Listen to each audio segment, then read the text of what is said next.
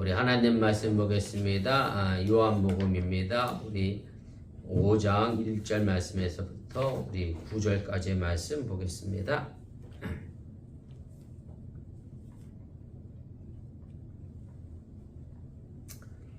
요한복음 5장 1절 말씀부터 우리 9절까지입니다. 한 절씩 교독하시고 우리 9절을 함께 읽겠습니다.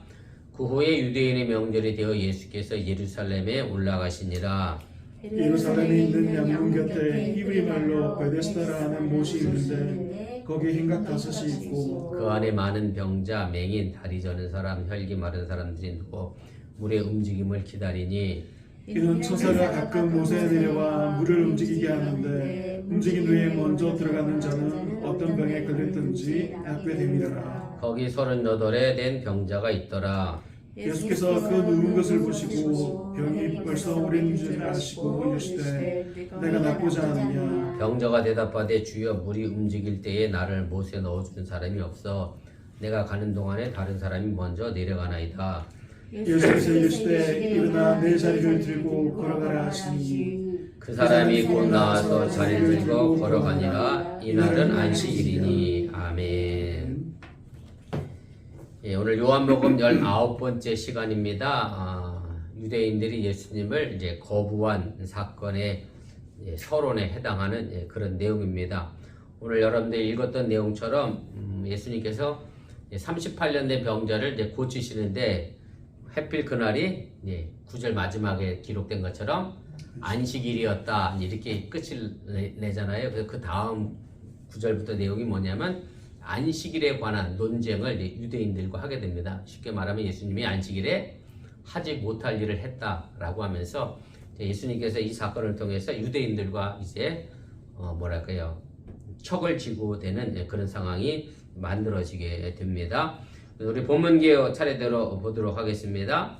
그래서 우리 본문도 여전히 병행 구조로 되어 있고요. 그래서 5장 1절부터 12절까지 말씀에 예수님께서 안식일에 병 고침한 것에 대하여 유대인들이 항의하는 내용이 들어있고, 제일 마지막 A 대슈에 가면 또 안식일에 병을 고치심으로 해서 유대인들이 예수를 핍박했다 해서 같은 내용이 앞뒤로 연결이 되어져 있습니다. 그 다음에 B는 이제 유대인들이 그에게 묻되 병을 고친 사람이 누구냐 라는 질문을 통해서 38년 된 병자에게 누가 너를 고쳤느냐 라고 이제 묻게 되고요. 그 물음에 대한 답이 이제 B 대슈에서 그 사람이 유대인들에게 가서 자기를 고친 이가 예수라 했다라고 하면서 그 고친 사람이 예수임을 이야기하면서 이렇게 대꾸를 이루게 됩니다. 그리고 그 중심 안에 성전 안에서 예수님께서 치유하신 사람의 사건이 이제 기록이 되어져 있습니다. 그래서 2번입니다. 그래서 요한복음 5장은 이제 예수님의 하나님됨을 표현하는 7가지 표적 가운데에서 세 번째 표적이 이제 등장하는 거고요.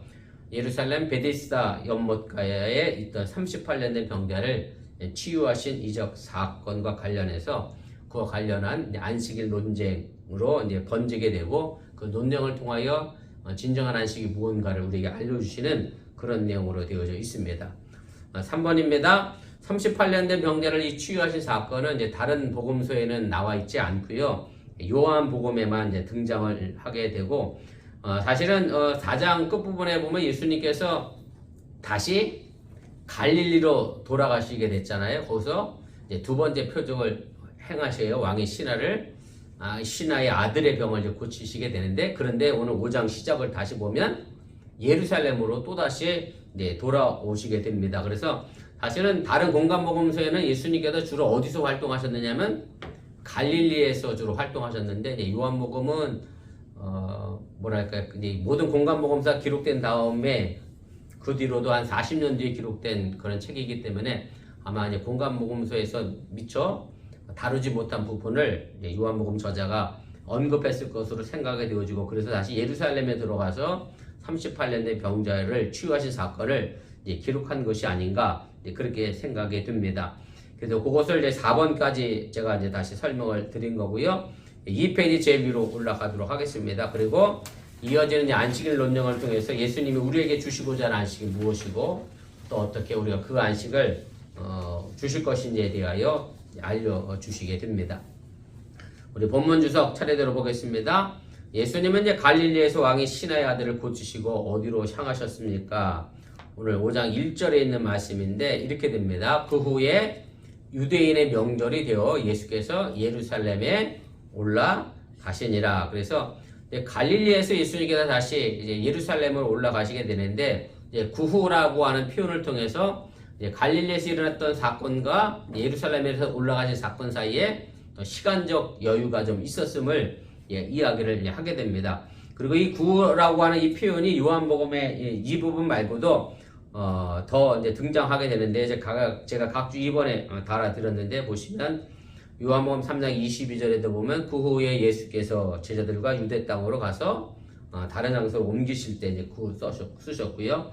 또 7장 1절에도 또 21장 1절에도 이제 그 후라는 말을 써서 앞 사건과 이제 시간적 거리를 두기 위한 표현으로 사용을 하게 됩니다. 그래서 왕의 신하의 아들을 고치신 사건과 38년 된 병자를 고치신 사건 사이에 시간적으로 약간의 거리가 있었음을 그렇게 표현을 하고 있습니다. 가로 2번입니다. 이 사건은 이제 예루살렘에서 일어난 사건이고요. 아까 말씀드렸던 것처럼 공관복음에서 기록되지 않았던 그런 부분을 요한복음 저자가 그 부족한 부분에 대하여 기록을 함으로 해서 예수님 사역 가운데 특별히 하나님의 아들 되심을 보여주는 그런 대표적인 사건을 중심으로 해서 요한복음은 기록을 하게 됩니다. 가로 3번입니다. 예수님이 이제 유대인의 명절이 있어서 예루살렘에 이제 가셨다라고 이제 기록을 합니다. 근데 사실은 이제 유대인들 남자들에게만 해당합니다. 유대인들 남자들이 예루살렘에 꼭 가야 하는 절기가 딱 3개가 있습니다. 여러분들이 아시는 것처럼 유월절이 있고 그 다음에 오순절이 있고 장막절이라고 해서 일종의 이제 추수감사절에 해당을 하지요. 그래서 이 세 절기는 예루살렘 반경 22km 이내에 사는 모든 성인 남자들이라고 하면 반드시 예루살렘에 순례하는 것으로 법이 제정되어 있었는데 뭐 실제적으로 얼마나 이 법을 지켰는지 모르겠습니다만 아무튼 관례적으로 이 법이 행하여졌기 때문에 예수님도 이제 명절이 돼서 예루살렘에 이제 가시게 됩니다. 그런데 이제 명절이라고만 되어 있지 그 명절이 어떤 명절인지 구체적으로 나와 있지는 않습니다. 그런데 그냥 짐작해 보건대 오순절과 이제 관련된 사건이 아닐까라고 생각을 합니다. 왜냐하면 오순절인 모세가 시내산에서 하나님으로부터 율법을 받아가지고 내려오던 그런 절기인데 이런 근거를 암시해주는 요약이 어디에 나와 있느냐면 5장 거의 마지막 부분에 45절, 47절 말씀에 가면 모세와 율법에 관하여 언급한 내용이 등장을 하게 됩니다. 제가 각주 4번에 달아드렸는데 거기 보시면 이렇게 되어 있습니다. 내가 너희를 아버지께 고발할까 생각하지 말라. 너희를 고발하는 이가 있으니 곧 너희가 바라는 자 모세니라. 그래서 모세를 믿었더라면 또 나를 믿었으리니 이는 그가 내게 대하여 기록하였음이라. 그러나 그의 글도 믿지 아니하거든 어찌 내 말을 믿겠느냐. 그래서 모세가 가져왔던 그 율법에 관하여서 너희들이 믿지도 않으면서 지금 어떻게 내 말을 믿겠느냐라고 하면서 모세에 대하여 또 모세가 가져왔던 율법에 대해서 언급을 해서 그냥 단순히 추측입니다. 꼭 정확히 오순절이다라가 아니라 오순절일 가능성이 크다. 우리가 그렇게 이제 생각을 해보게 됩니다.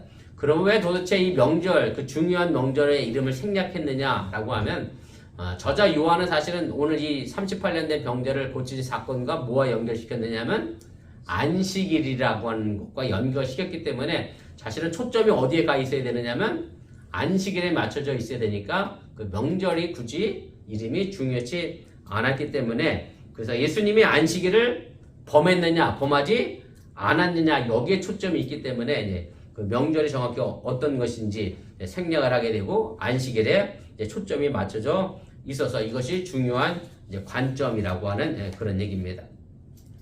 우리 3패드 제일 위로 올라가겠습니다. 예수님이 예루살렘에 가신 곳은 어디이며 누구를 만나셨습니까? 오늘 2절부터 5절까지 있는 말씀입니다.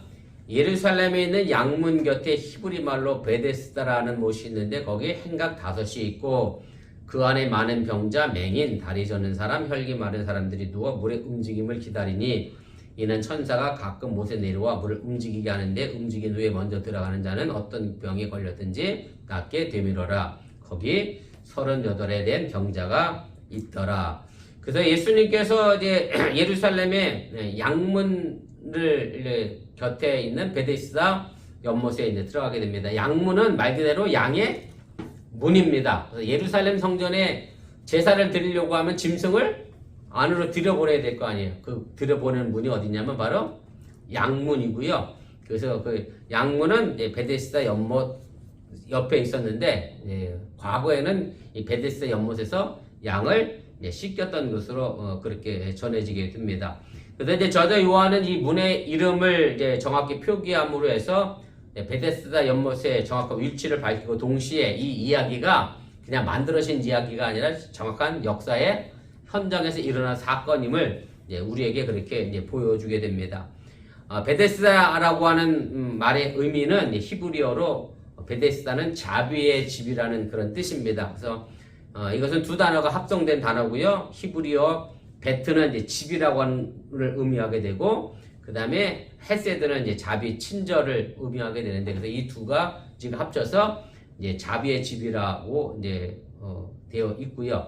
뭐 글쎄요, 아마 제 생각에는 그 워싱턴 DC 인근 저 북쪽으로 가면 베데스다라고 하는 도시가 있는데 거기에 뭐가 있느냐면 NIH가 있어요. 미국의 국립보건원이 있습니다. 그래서 아마 일부러 그쪽 지역을 이 베데스다 연못에서 38년대 명제를 고친 것 때문에 그렇게 지은 것이 아닐까 저도 생각합니다. 아직 저도 확인해 보진 않았는데 아무튼 NIH가 거기에 있어서 그런 생각을 제가 해봤습니다. 4번입니다. 이제 그곳에 행각이 이제 5채가 있었습니다. 행각이라는 얘기는 우리식으로 얘기하면 이제 정자 개념으로 생각하면 될 것 같고요. 그러니까 베데스다 연못에 행각이 5이나 있었으니까 제법 큰 연못이었음을 우리가 이제 짐작을 하게 되고, 그런데 해필 왜 행각이 5개냐? 뭐 이렇게 생각해 보면 왜 그러냐면 아까 제가 오순절 얘기도 했고, 그 다음에 5장 마지막 부분에 가면 모세가 시내산에서 뭘 갖고 왔어요? 율법을 갖고 내려왔어요. 그래서 이 행각 5채의 의미는 모세 오경을 의미하고요. 오순절에 경축되는 시내산의 율법을 상징을 하게 됩니다. 쉽게 뭐 다시 언급해 드린다라고 하면 오늘 이 베데스다에 있는 5채의 행각에는 뭐가 잔뜩 모여져 있었죠? 온갖 병자들이. 그러니까 예루살렘 성전에서 이 사람들을 외면하고 돌보지 않고 또 이 사람들에 대하여 전혀 관심을 갖지 않는 그런 상황. 쉽게 말하면 모세 오경으로 대표되는 그 베데스다 연못에 그 병자들이 더 이상의 아무런 관심을 받지 못했다라고 하는 얘기는 유대교가 더 이상 이들에게 기쁨을 줄 수 없는 정말 죽어가는 종교였음에 관하여 저자 요한은 이야기를 해 주려고 하는 것이고요. 그런데 이곳에서 예수님께서는 그 오래된 38년 된 병자를 치유하시게 됨으로 해서 거기에서 이스라엘에게 새로운 생명의 근원을 가져다 주시게 된다라고 하는 얘기입니다. 그리고 예수님께서 가져다 주시는 생명의 근원은 바로 우리에게 구원, 영생을 선물하는 것으로 우리가 해석해보고 또 우리가 그렇게 이해할 수 있게 됩니다. 그럼 왜 하필 이곳에 누워있던 환자가 몇 년 됐어요? 38년이 됐느냐? 이것도 5채 행각과 연결이 되어져 있는 그런 의미입니다.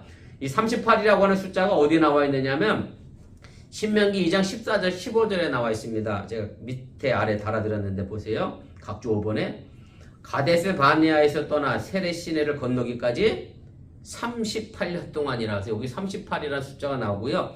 정확히 얘기하면 이스라엘 백성들이 광야 40년을 거쳐서 가나안 땅에 도착을 하게 되는데, 사실은 그 광야 38년의 시간들, 40년의 시간 속에서 예수님 없이 아무것도 이룰 수 없음에 관하여 38년 된 이 병자는 예수님 없이는 도저히 병을 치유할 방법이 없는 그런 상황이었기 때문에 바로 이 광야길에 있는 유대인들에게 생명을 주시는 분은 오직 예수님 한 분뿐이라는 것을 저자 요한이 5채 행각과 더불어서 우리에게 가르쳐 주고자 하는 그런 메시지가 담겨져 있음을 여러분들이 기억하시기를 바랍니다.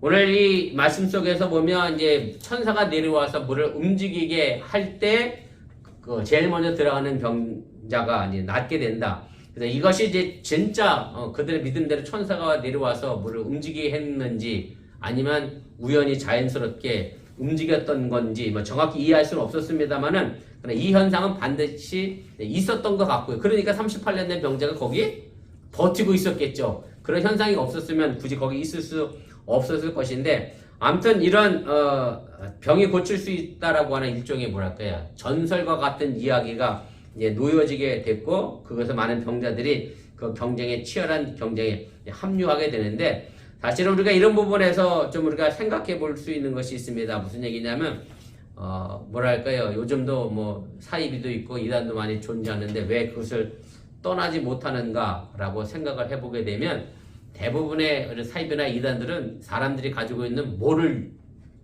가지고 조종하느냐면 마음의 근심과 염려와 걱정과 이제 두려움이죠.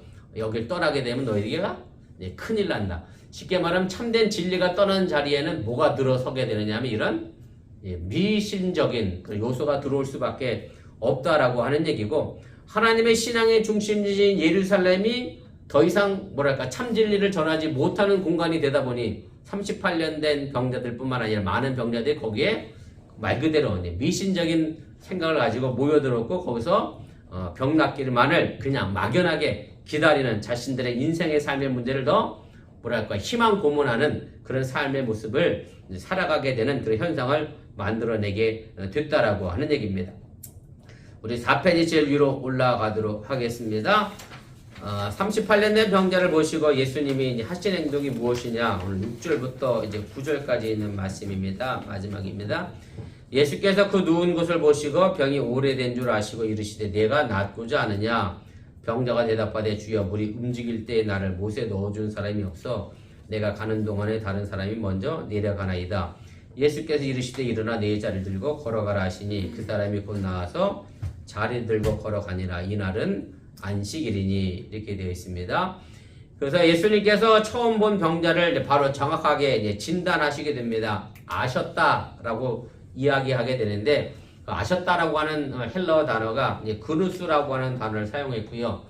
관찰과 경험을 통해서 아는 것을 의미하는 거고, 그래서 병이 오래됐다라고 하는 얘기는 예수님 없이는 도저히 그 병을 나을 수 없는 그런 상황의 지경에 있는 것에 대하여 이야기하고 있음을 우리가 알게 됩니다. 그리고 모든 것을 정확히 파악하시는 그 예수님이 그 병을 고치실 것도 우리에게 전해주게 됩니다.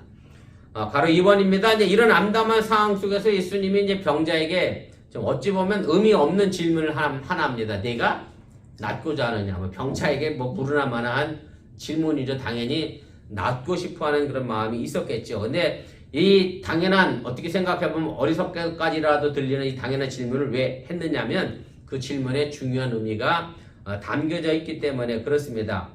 다시 말씀드리면 예수님께서는 그 병자가 회복되고자 하는 강한 의지와 더불어서 무엇보다 예수님을 의지하려고 하는 그런 강한 믿음을 갖기를 원하셔서 이 질문을 던지게 됐다라고 하는 얘기고, 사실은 예수님께 대한 이런 확고한 믿음과 간절함과 열망이 있어야 사실은 우리에게도 똑같은 기적의 역사가 일어나게 된다라고 하는 얘기입니다. 그런 간절함과 그런 어떤 예수님에 대한 믿음이 없이 저절로 우리에게 그런 일들이 일어나기는 어렵다라고 하는 것을 다시 한번 기억하시면서 정말로 우리가 주의 은혜와 또 주의 능력을 사모하는 마음으로 예수님께 대한 간절한 마음과 믿음을 가질 수 있기를 또 주님의 이름으로 간절히 부탁을 드립니다.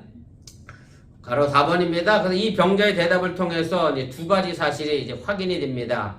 그리고 하나는 실제로 물이 움직이는 일이 가끔 있었다라고 하는 얘기고, 그리고 또 하나는 그럴 때마다 서로 살고자 하는 뭐랄까요, 일종의 좀 아비규환 같은 정말 많은 사람들이 동시에 뛰어드는 그런 모습을 상상만 해도 그 베데스다 연못가의 상황이 어떠했을까 대충 우리가 이제 짐작을 해보게 됩니다. 쉽게 말하면 자신의 병만을 낫기 위하여 뛰어들어가다 보니 남이 더 아픈지 중한지 어떤 마음을 가졌는지 전혀 배려하지 아니하는, 어떻게 보면 지금 이 시대를 살아가고 있는 양육강식의 세대, 생존을 위하여 치열하게 살아가는 우리의 삶의 모습과 별반 다르지 않은 그런 현실을 잘 반영하고 있다라고 하는 얘기고, 그래서 이런 상황 속에서 우리가 나만을 생각하는 것은 신앙인의 모습이 아니라 좀 더 폭넓게 다른 일을 배려하고 또 다른 일을 생각하고 사랑할 수 있는 그런 마음들을 가질 수 있기를 또한 주님의 이름으로 부탁을 드립니다.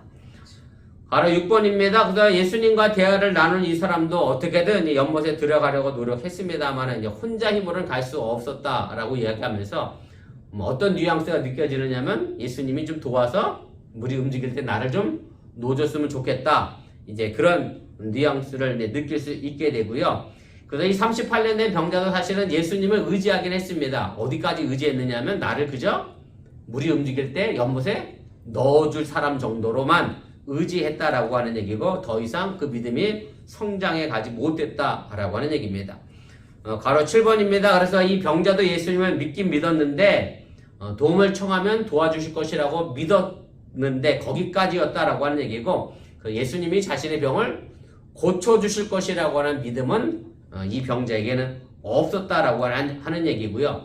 그래서 우리가 예수님에 대하여 좀 더 가까이 다가가 경험을 해야 할 필요가 있다라고 하는 얘기고 그래서 우리가 예수님을 믿는다고 하면서도 사실은 이 38년 된 병자처럼 내가 예수님께 기도하면 여기까지는 해주실 거야의 정도의 믿음이 아니라 우리가 생각하는 것 이상으로 예수님은 우리에게 놀라운 일들을 이루어내실 분이라고 하는 사실 또한 여러분들이 믿음을 가질 수 있기를 부탁을 드립니다.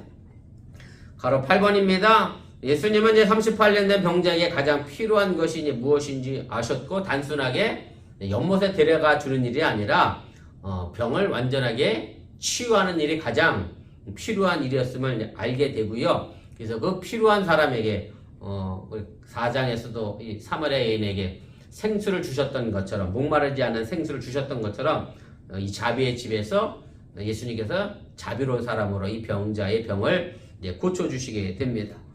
네, 가로 9번입니다. 그래서 예수님께서 이 절망적인 상황 가운데에서 이 병자에게 명령을 내리시게 되는데 이제 세 가지 동사로 이어진 명령을 내리시게 됩니다. 우리 요 페이지 제일 위로 올라가겠습니다. 그 세 가지 동사의 첫 번째는 일어나라라고 하는 얘기고요. 일어나다라고 하는 동사는 에게이레라고 하는 단어를 사용했는데 사실은 이 동사는 제가 여기도 사람을 낫게 하다, 그 다음에 죽은 사람을 다시 살리는 것 이렇게 되어 있습니다만 부활이라고 하는 단어도 에게이레라는 단어를 사용합니다. 그래서 예수님께서 이 병자를 새롭게 태어나게 살리셨다. 죽음에서 살리셨다. 영적인 죽음에서 다시 살려내셨다라고 하는 의미가 담겨져 있고요. 둘째 명령은 내 자리를 들어라 라고 하는 얘기입니다. 그냥 맨바닥에 누워있진 않았겠지요.